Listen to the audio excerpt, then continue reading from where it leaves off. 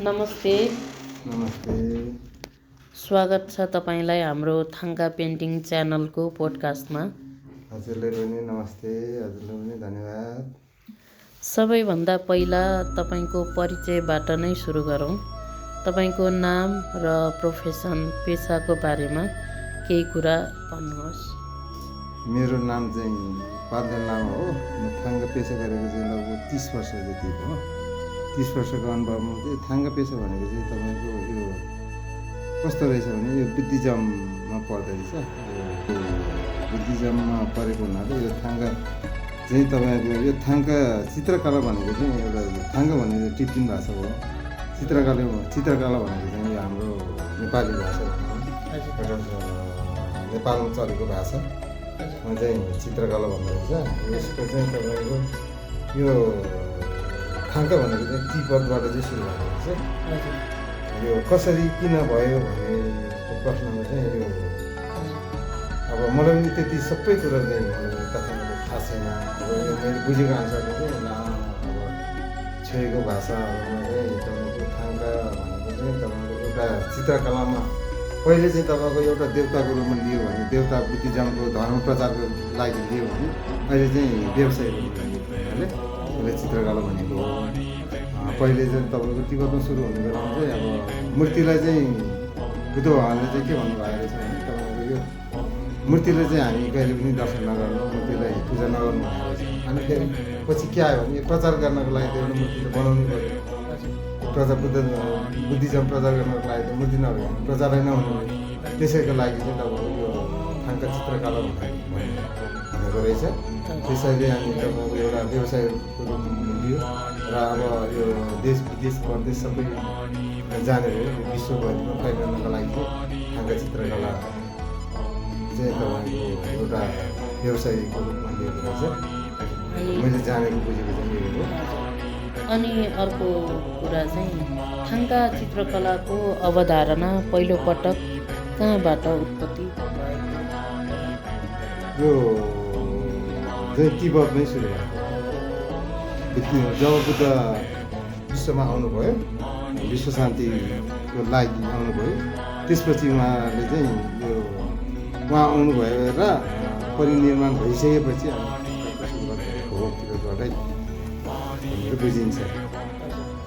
अनि यसको विकासक्रम चाहिँ कसरी सुरुवात भयो? त्यो उत्पत्तिदेखि अहिलेसम्मको विकासक्रमहरू कसरी विकास भयो? यसको चाहिँ अब यसको बुद्ध विश्वमा आउनुभयो विश्व शान्तिको लागि। तपाईँको यो चाहिँ क्रोध, दाह, रिस यी 4-5वटा शिरको लागि चाहिँ उहाँले विश्व शान्तिको लागि चाहिँ उहाँ आउनुभयो। त्यसपछि थाङ्का अब उहाँ परिनिर्माण भइसकेपछि थाङ्का चित्रकला सम्बन्धी चाहिँ अब बुद्धिज्म प्रचार गर्नको लागि चाहिँ उहाँ थाङ्काको निर्माण गर्नुभयो। गुरुहरूले आचार्य मोक्षहरूले गर्नुभयो। त्यसपछि प्रचार भइसकेपछि तपाईँको अहिले चाहिँ त्यसपछि चाहिँ अब यो थाङ्काको विषयमा चाहिँ अब थाङ्का भनेको चाहिँ विश्वभरि फैलाउनको लागि चाहिँ तपाईँको अब तबमा जन्मिएपछि एउटा देवताको रूप लिएर आएको हुन्छ। देवता आफ्नो कुन देवताबाट जन्मिनु भएको, कुन अब भनौँ जस्तै अब फल्ना बाबुको छोरा भनेको जस्तै हो। भनौँ न तपाईँ अब कुनै एउटा बाबुको नाम नलिकन आमाको नाम लिकन त छोरछोरी हुँदैन हो। त्यस्तै हाम्रो पनि अब एउटा इष्टदेव हुन्छ, इष्टदेवको लागि थाङ्का लेखेको हुन्छ। त्यो थाङ्का चित्रकला चाहिँ अब बुद्धिज्मबाटै आएको हो। त्यो पनि बुद्धिज्मबाट चाहिँ यसरी हाम्रो प्रचार हुन्छ। प्रचार गर्नको लागि चाहिँ अब तपाईँको नामको लागि चाहिँ इष्टदेव भनेको चाहिँ विश्वमा फैलियो। इष्टदेवमा पूजा गर्न मिल्छ, हामीले पूजा गर्नुपर्छ भनेर चाहिँ आफ्नो इष्टदेव पूजा गर्नको लागि चाहिँ थाङ्का विकास भएको छ, विश्वभरि फैलिएको छ। मैले जानेको चाहिँ यो। हजुर। अनि यो थाङ्का चित्रकलाले तिब्बती बौद्ध धर्मको धार्मिक र सांस्कृतिक पहिचानलाई कसरी व्यक्त गर्दछ? यसको विषयमा चाहिँ लागि चाहिँ तपाईँको यसमा चाहिँ मलाई पनि सबै कुरो चाहिँ दार्जिलिङमा थाहा छैन। बुद्धिज्ममा शाक्यमुनि बुद्ध जब विश्वमा आउनुभयो उहाँदेखि नै उहाँले चाहिँ अब तिब्बतदेखि विश्वभरि नै फैलिएको कारणले गर्दाखेरि उहाँ धर्म समृद्धि गर्नका लागि चाहिँ उहाँले शान्ति होस् भनेर चाहिँ तिब्बत नेपालमा भन्दा अलिकति फरक हिसाबले मानिन्छ। नेपाल, चाइना, तिब्बत र चाइना त उस्तो एउटै हो। पछि अब चाइनाबाट पनि भएको हो। नेपाल, चाइना, जस्तै भारत अनि ताइवान, विश्वभरि नै सबै देशमा मलाई त्यति थाहा छैन, विश्वभरि नै फैलिएको छ। त्यही अनुसारले आफ्नो देश अनुसारले धर्म मानिन्छ। तिब्बतमा पनि त्यो आफ्नो संस्कृति अनि यो थाङ्गा चित्रकलालाई तपाईँहरूको धर्ममा अनि यो संस्कृतिमा कसरी यसलाई चलाइएको छ त, युज गरिएको छ? हामीले भनौँ न बुद्धिज्म भनेको चाहिँ तपाईँको कुनै पनि व्यक्ति हुँदैन है। फेरि धर्म, जात, जाति, क्षेत्रीय, बाहुन, कामी तपाईँ कुनै पनि यसमा रिस्क लिएको हुँदैन। हाम्रो धर्मले चाहिँ जाति त हेर्दैन, भेदभाव गर्दैन। त्यही अनुसारले हामी बुद्धिज्मले चाहिँ भनेको अनुसारले चाहिँ हामीले चाहिँ कुनै पनि भेदभाव नगरेको कारणले आफ्नै परम्परा अनुसार भनौँ न, उनीहरूको बुद्धिज्म अलिक फरक तरिकाले मान्छौँ भने हामी तामाङ संस्कारले अलिकति फरकले मान्छौँ भने हामी लामा गुरुहरूले मान्ने संस्कार अलिकति फरक तरिकाले मानिन्छ यसमा। र अहिले चाहिँ किनभने पहिले त सबै टिप्टिन अक्षर टिप्टिन भाषा नबुझेको कारणले गर्दा अलिकति गाह्रो थियो। अहिले चाहिँ सबै नेपाली च्यानलहरूमा सबै तिब्बत भाषालाई पनि नेपालीमा उल्टो निकालेर अहिले चाहिँ आचार्यहरूले चाहिँ लोकेनहरूले चाहिँ अलिकति नेपाली भाषामा निकालेको कारणले चाहिँ हाम्रो लामा गुरु र हाम्रो तामाङ संस्कारमा चाहिँ एउटै पहिचान रूपले, एउटै दर्शन रूपले मान्नुपर्ने रहेछ भनेर चाहिँ जनाएको कारणले गर्दा अहिले लगभग बराबर जस्तै उस्तै तरिकाले मनाइन्छ। अनि मैले एउटा कुरा के सुनेको छु भने तपाईँहरूको कुनै व्यक्ति बित्नु भयो भने उहाँको सम्झना स्वरूप थाङ्गालाई घरमा राखेर पूजा आरती गर्ने भन्ने पनि कुरा सुनेको छु। त्यो कुरा साँच्चीकै हो कि? यो कुरा चाहिँ साँच्ची नै हो। हाम्रो चाहिँ नाममा चाहिँ किन अब घ्यावा गर्ने, हाम्रो धुर्जे भन्छ, घ्यावा धुर्जे भन्छ। धुर्जेको अगाडि चाहिँ हामी राखेर चाहिँ किन चाहिँ अब तपाईँको किन अब थाङ्गा राखेर घ्यावै गर्नुपर्छ भन्ने कारणहरू चाहिँ किनभने बुद्धिज्ममा चाहिँ के भनेको छ भने तपाईँको कुनै पनि हामीले त बुद्धिज्ममा चाहिँ के भनेको छ भने बुद्धले चाहिँ हामीलाई मूर्तिमा दर्शन नगर्नु भनेको छैन नि त, मूर्तिले पूजा नगर्नु भनेको छ। किनभने अहिले चाहिँ संस्कारमा के आयो भने हामीले बुद्धिज्म प्रचार गर्नको लागि प्रचार गर्ने त सम्भव छैन। बिना मूर्ति बिना थाङ्गा त प्रचार सम्भवै छैन। त्यसैको कारणले गर्दाखेरि हामीले मर्ने, हाम्रो बाउ आमा पिता छोराछोरी कुनै पनि बित्नु भयो भने लामा गुरुहरू ल्याएर हाम्रो बुद्ध धर्म संस्कार अनुसार हामी थाङ्गा ल्याएर थाङ्गा अगाडि पछाडि थाङ्गाहरू राखेर गोम्बो छोड्देनहरू भनौँ न केही पूजाहरू बनाएर लामा संस्कार अनुसारले के गर्नुपर्ने सबै चिजहरू जम्मा बनाएर तोर्मा सोर्माहरू बनाएर अब लामाको सामानहरू बाजाहरू बजाएर त्यो गरिन्छ।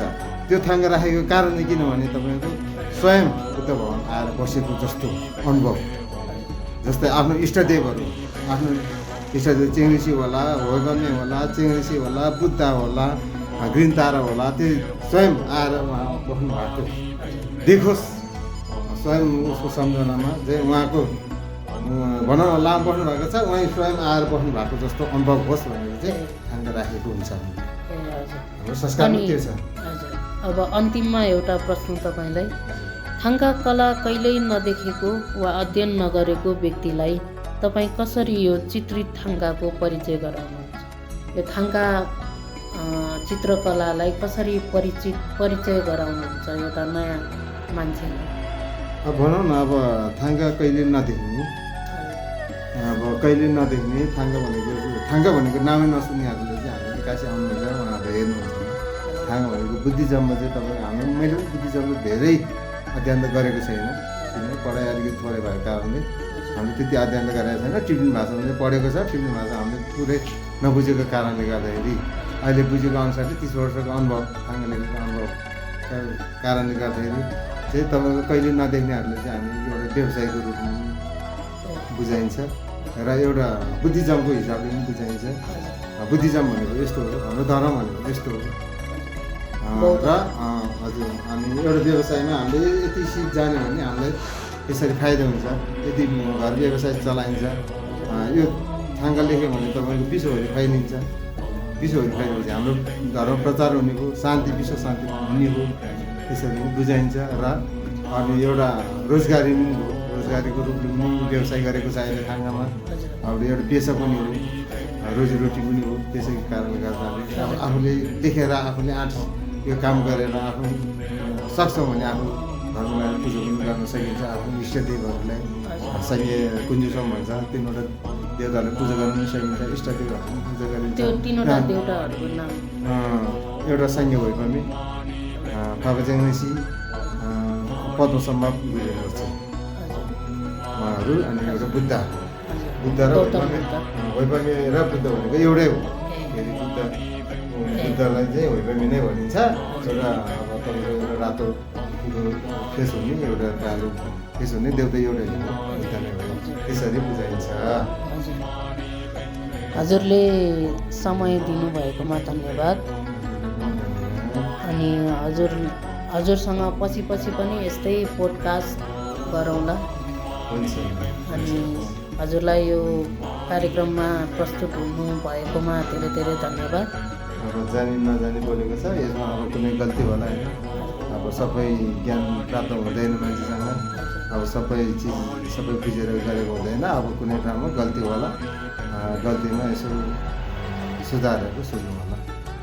हस्, धन्यवाद।